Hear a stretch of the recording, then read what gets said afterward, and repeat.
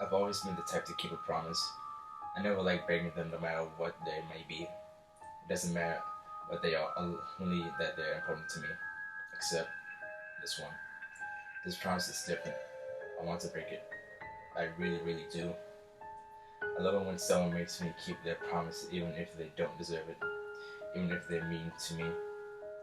When I say something, I'm going to do it, even if it kills me, which I guess this one is. I need to break this one, I just need to. The person that made me promise has decided to share some personal information about me. I like my privacy. I like being alone. I know. It sounds boring, but it makes me happy. The person had decided to show a photo of me on Facebook, one I asked for them not to share. I made them promise, and I expect them to keep it.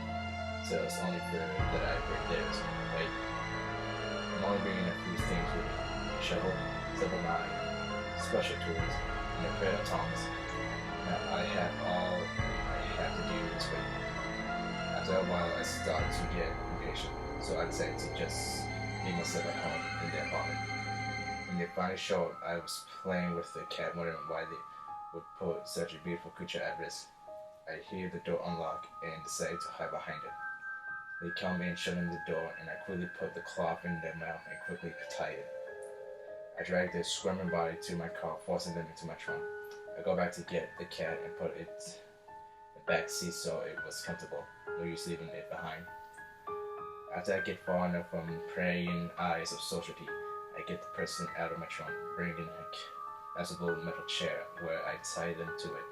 I also leave the window open, for the cat, of course, don't want it to suffocate.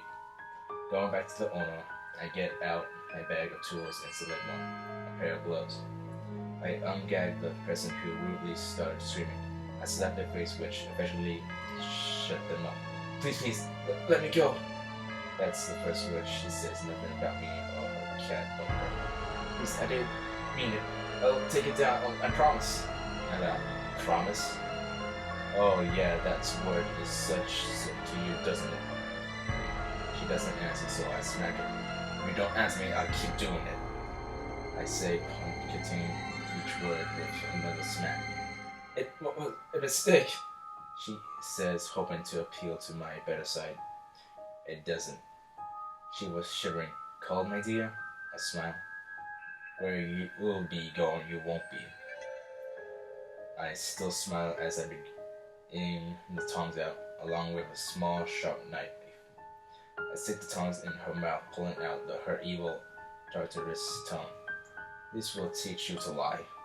I say the words as I cut out her tongue. The blood comes rushing out the lingering arteries after the severed muscle. It soon covers her chin in the crimson liquid. She seems to be choking on the blood. Pull out the rag I used to gag her with a blunt her face. Then I get an idea. Pull out a grapefruit spoon and stick it under her closing eyes. With a little effort, I yank out her eye along with the juicy tenders that keep it in place.